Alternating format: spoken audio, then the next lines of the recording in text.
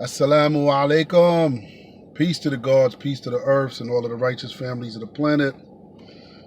It's your big brother Fahim, back again with another bill for the family. Just want to do a quick,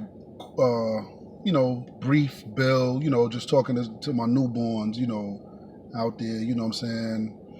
I know we got a few new subscribers to the channel, praise be to Allah. And, brothers want to know, what does it take to become a 5%er? What is their job, or what is their duty, in gaining this knowledge? And even after they get this knowledge, what is their job? What is their duty? And one of the things is, we have to understand that a student is someone who is, your desire really is to learn, but in learning, you try to gain favor with your teacher or your enlightener. Because at the end of the day, our enlighteners are really like our spiritual parents. No, let me rephrase that. Our enlighteners is not as like, but our enlighteners are our spiritual parents. That's an actual fact. Our enlighteners are our spiritual parents. I just want to build on that real quick, because, the Most Honorable Elijah Muhammad told us that, if you want to understand the law of God and how he created himself from nothing into something, I'm paraphrasing. If you want to understand the law of God, the creator, and how he created himself from nothing into something, first you must understand yourself and how you came into existence from nothing into something. So that means that you not only are studying yourself within the womb of your mom, your mother, in the 9 months gestation period and everything, you're not only looking at that, but also our growth and development from infants to toddlers to,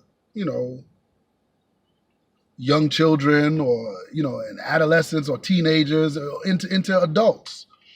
We're looking at that process, and we see that one thing children love to do. I remember when my daughter was like 14, 15, and, we could be in the room talking about something, and here she come, trying to ear hustle, trying to, you know what I'm saying?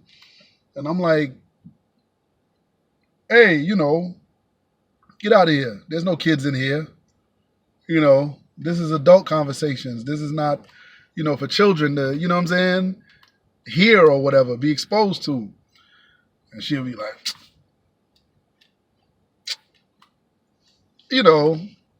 because as children, it's natural. It's natural for a child to think they know it. They know it all. It's natural. It's not, especially when they get to be teenagers. You know what I'm saying? But as I mentioned once before to a God we was building, and the God was like, yo, I'm God. I don't believe in faith. I don't, and I'm like, we're supposed to get to the point where we don't believe in no faith stuff like that. But initially, when you first get knowledge of self, or you first get enlightenment, everything is based on faith. Everything is taken on face value. You don't know how to show and prove your enlightener to be right or wrong. You don't know. So we listen to our enlightener in hopes that he or she would lead us into the right path, or the straight path, that we won't err in our growth and development. Likewise, when we study a child, a child that's like 4, 5, 6, whatever mama say is golden. They're not going to sit there and argue with their mother about something when the mother is telling them to. It's not until they get to be teenagers or young adults is when they sit down and think they know it now. They know it all. You may want to go over there up the street somewhere, and your mom's is like, nah, Don't go over there, da da da da da. You shouldn't be around them boys over there. Whatever the case may be, she's telling you something because she once was a teenager herself. So a lot of the things that you're doing that you may think nobody never did this before, she's done this already. She's been there, done that. Likewise, in the world of consciousness or in the realm of conscious understanding or gaining knowledge of self, your enlightener is not trying to lead you down a path of destruction. Just as no parent wants for their child to fail by nature.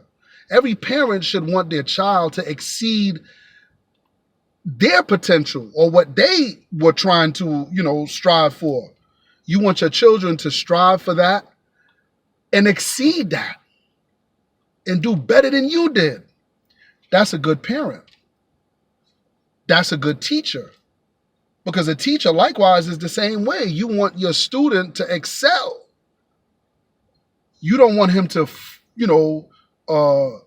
fall victim to the same negative vices out there in the world and fall off the straight path. You want to see him exceed and excel to the highest degrees because it shows and proves your greatness. As we know the saying goes, you judge a tree by the fruit it bears. We can see the Most Honorable Elijah Muhammad's fruits. A man with only a third grade education was able to build a nation with a theology that confounded the scholars, even till this day. And we see his fruits. We see the fruits of his labor. We see people like Dr. Khalid Abdul Muhammad. We see people like the Honorable Minister Louis Farrakhan. We see people like Brother Malcolm X. We see people like Brother Clarence 13X. We see these individuals that the messenger taught and put out there before the world. We see them. So we know that's good fruit from that tree. But like there's good knowledge, there's also bad knowledge. There's knowledge that can be destructive to you. If there is not some sort of arbitrator there, in this case, we're talking about enlighteners. If you have a teacher, an enlightener there, he can instruct you and guide you. This is why the Most Honorable Elijah Muhammad called Master Fard Muhammad al-Hadi, the guide, the rightful guide. You know what I'm saying? So no parent wants for their student or their child to fail. No teacher wants for their student to fail or fall short. We don't want that. But it's natural that a child thinks they know when they really don't know or they haven't gotten the full scope of information. They think they know it all. So, like I've heard brothers, say,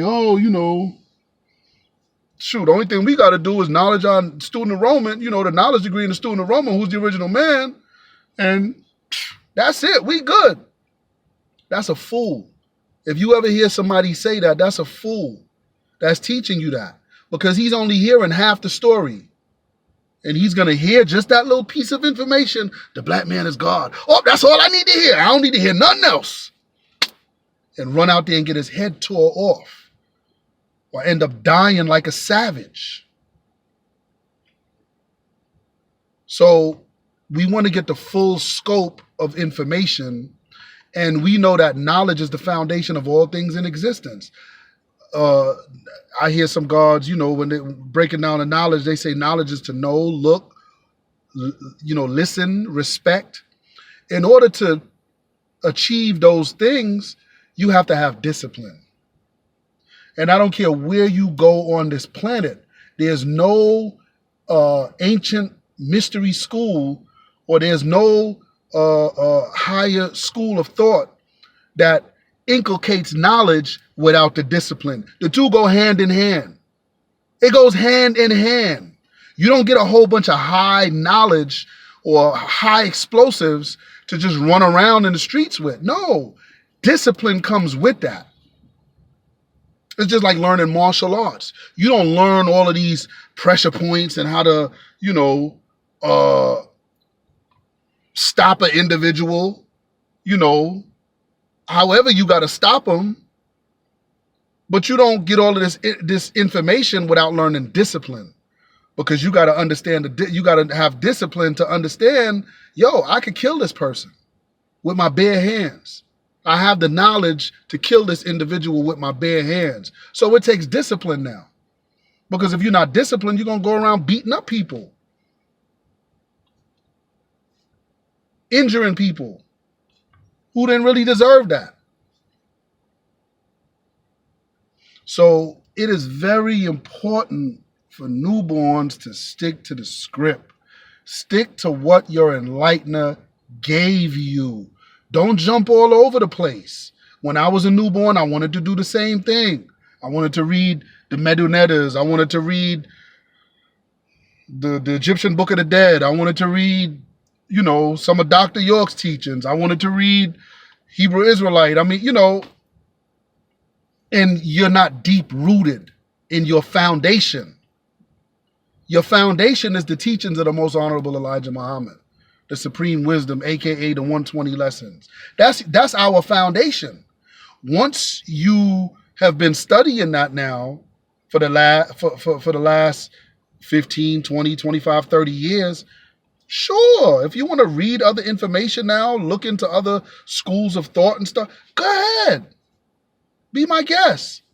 Because at least at the end of the day, you're deep rooted in a particular knowledge that you're not going to veer too far off course. Once you start hearing stuff that don't sound right and exact, you'll be able to add on and, you know, make the correct assumptions. Have the correct solutions in order to solve whatever problem or issue that you face. So it's important to be deep rooted in what the messenger gave us. The messenger is styled as a female or a woman in the scriptures because he's like our mother spiritually, you know, giving birth to a child, as it talks about in the book of Revelations, 12th chapter, the woman and the dragon. That's the most honorable Elijah Muhammad. That's a prophecy of him running from the beast in the wilderness, trying to find a safe place to give birth to his baby, because that baby that he's carrying is a nation of gods. The most honorable Elijah Muhammad said, I didn't come to make a nation of followers. I came to make a nation of gods. So our nature is Muslim.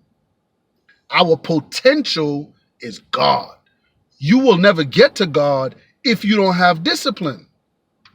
You have to be structured and disciplined. It's a must. The two go hand in hand.